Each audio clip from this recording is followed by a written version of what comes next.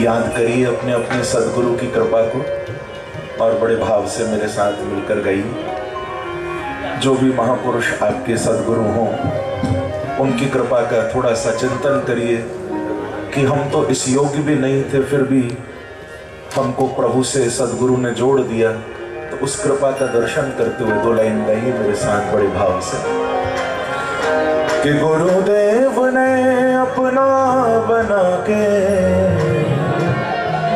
गुरुदेव ने अपना बना के मुस्कुराना सिखा दिया, मुस्कुराना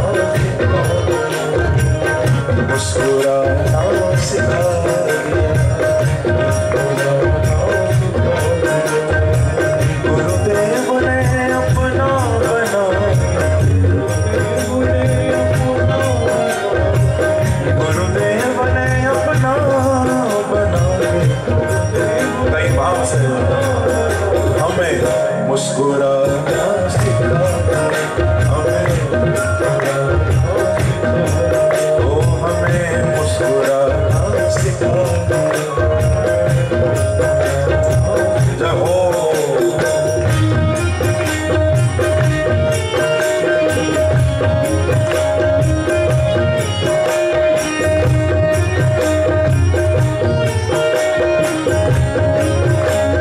सद्गुरुदेव भगवान की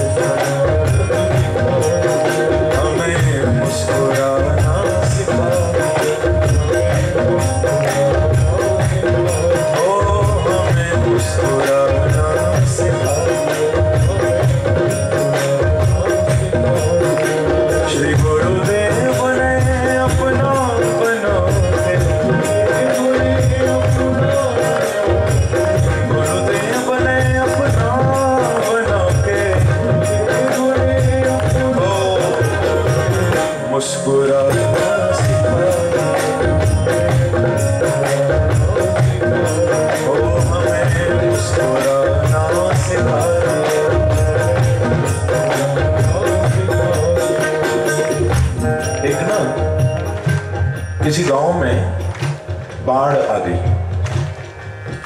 इतना पानी सारा गांव डूबने लगा।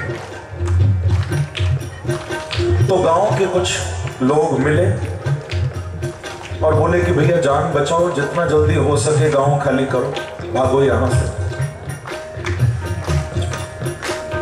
तो वो 11 लोग नौजवान थे, जैसे तैसे गांव को छोड़कर और उस बहती हुई नदी को पार करके दूसरी ओर पहुंच गए। गांव डूब रहा था, नदी में इतना उफान, इतना पानी, लेकिन वो 11 नौजवान कैसे भी उस नदी को पार करके और किनारे दूसरी ओर पहुंच गए।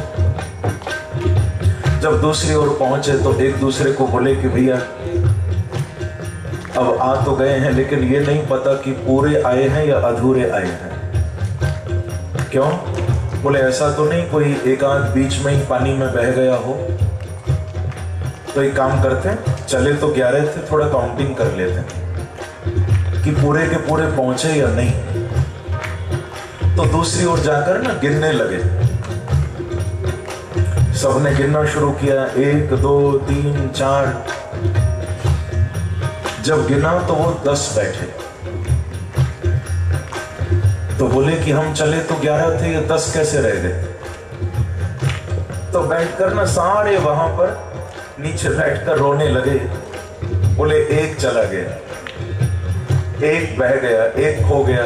तो उस एक के लिए वो सब बैठ के रोने लगे। तभी वहां से कोई सदगुरु निकला और बोला कि भैया क्यों रोते हो, क्या बात है? अरे बोले महाराज क्या बताएं, बाढ़ में इतना पानी, पूरा गांव डूब रहा था, तो हम 11 लोग हिम्मत करके नदी पार करने के लिए चले थे, पर अब यहां आए हैं तो गिनती करते हैं हम 10 ही हैं।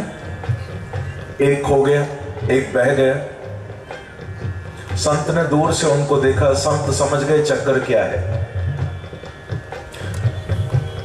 बोले वो लोग गिनती ना थोड़ा गलत कर रहे थे। मालूम है कैसे गिनते थे? बोले जो सामने खड़े थे उन सबको गिन लेते थे, खुद को नहीं गिनते थे। प्रेम से कौशिरा। तो इसलिए गिनती उनकी 10 की 10 ही रहती थी। अपने आप को छोड़ देते थे तो लगता था 11वां डूब गया, सामने गिन लेते थे। सदगुरु ने कहा कि अच्छा मैं खोए हुए को मिलाऊं? बोले महाराज ये तो चमत्कार हो जाएगा, एक जो खो गया है यदि वो आ जाए तो फिर कहना ही क्या। संत ने कहा कि ठीक है, मैं उस खोए हुए से मिला दूंगा, पर उसकी कीमत चुकानी पड़ेगी। बोले क्या कीमत? संत ने कहा कि अब मैं गिनती करूंगा, पर मेरे गिनने का तरीका अलग है। बोले मैं चांटा मारूंगा और तुम गिनना। अच्छा महाराज जी कोई बात नहीं, चांटा खा लेंगे, खोया हुआ मिला दो बस। संत ने पहले को जोर से थप्पड़ मारा तो बोला 1, दूसरे के गाल पर जोर से मारा 2, तीसरे के गाल पर मारा 3। एक एक करके थप्पड़ पड़ते रहे और अंतिम थप्पड़ पड़ा तो मुंह से निकला 11। बोले गुरुदेव आपने मिला दिया जो खो गया। सदगुरु यही करते हैं बंधुओं, हम सबको गिन पा रहे हैं पर खुद को नहीं गिन पा रहे। जो हमारा आत्म स्वरूप है हम उसको भूले बैठे। सदगुरु ही हमको उस आत्म स्वरूप तक पहुंचा देते हैं, और वहां पहुंचने के बाद फिर क्या होता है? मुस्कुराना सिखाया, हमें मुस्कुराना सिखाया, गुरुदेव ने अपना बना के, गुरुदेव ने अपना बना के, कई भाव से मुस्कुराना सिखाया, हमें मुस्कुराना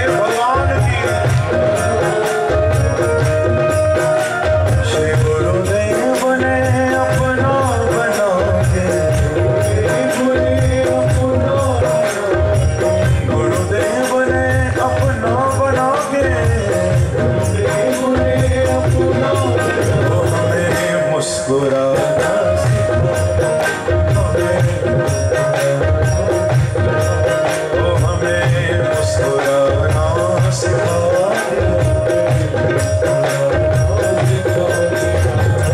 जब से चरण शरण ले ली है कोई भी ना कमी है। जब से चरण शरण ले ली है जब से चरण शरण ले ली है कोई भी ना कमी है। जब से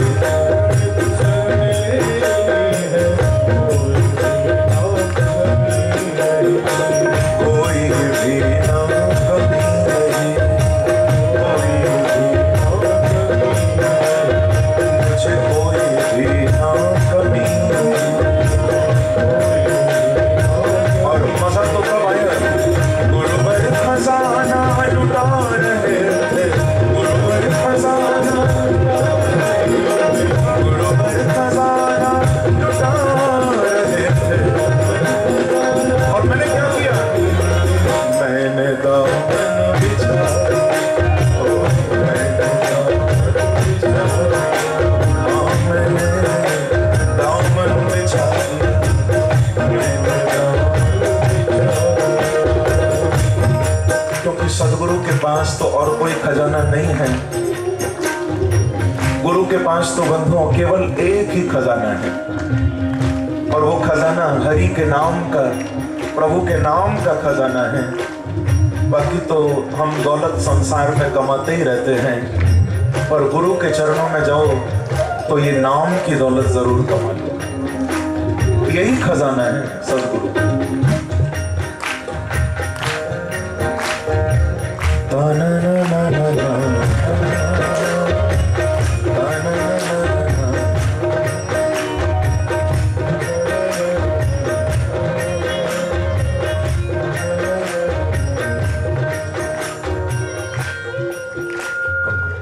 सदगुरु की असली कृपा तो यही है बंधुओं कि तुम होशियारपुर में रहो, चाहे तुम दिल्ली में रहो, चाहे मुंबई में रहो, चाहे तुम देश छोड़कर कहीं और रहने चले जाओ, सच्ची गुरु की कृपा तो यही है कि तुम्हारा मन वृंदावन बांके बिहारी के चरणों में लगा रहे। यही सदगुरु की असली कृपा है।